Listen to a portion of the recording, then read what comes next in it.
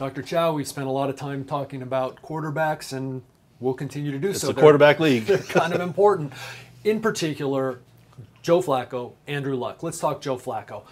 Not a whole lot of official word. You identified late in July at the beginning of camp, disc herniation.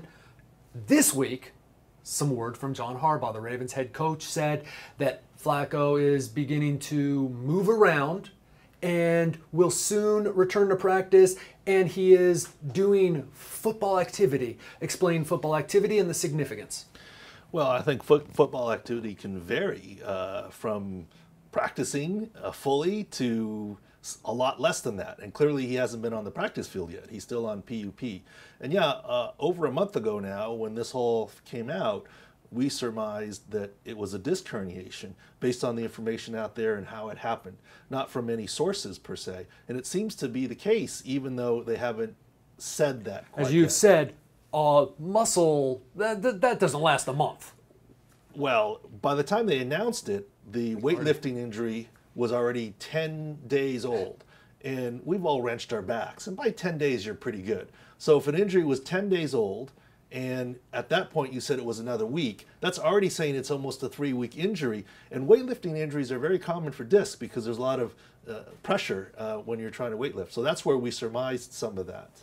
John Harbaugh said Joe Flacco will be ready for the September 10 season opener. Any reason to not think that will be true? Well, you know, I have a lot of respect for Coach Harbaugh, but his reputation is not necessarily that of being completely forthright. With injuries. Right, but that's his job. I mean, his job is to protect his team and do what he thinks. I'm not hating on him for saying that, but he doesn't have the best track record. But I think he's probably right in this case.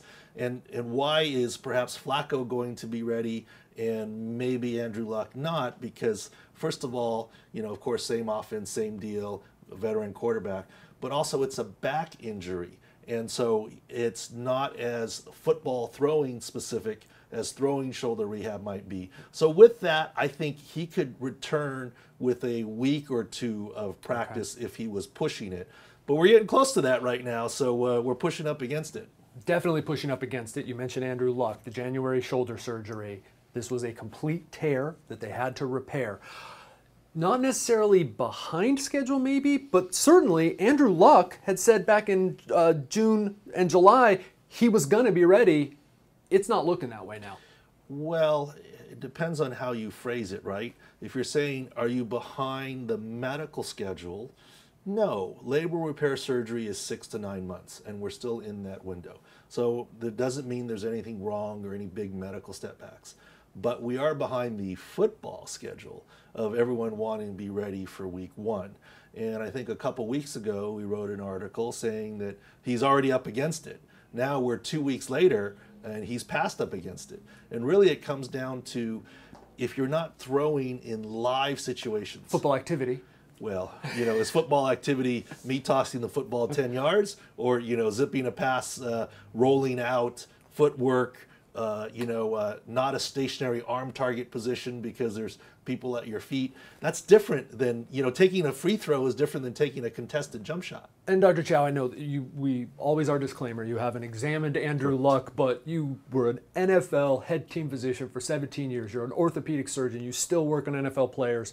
What you see from the outside, the opener out, and if that's the case, what's the possible time window for Andrew Luck's return?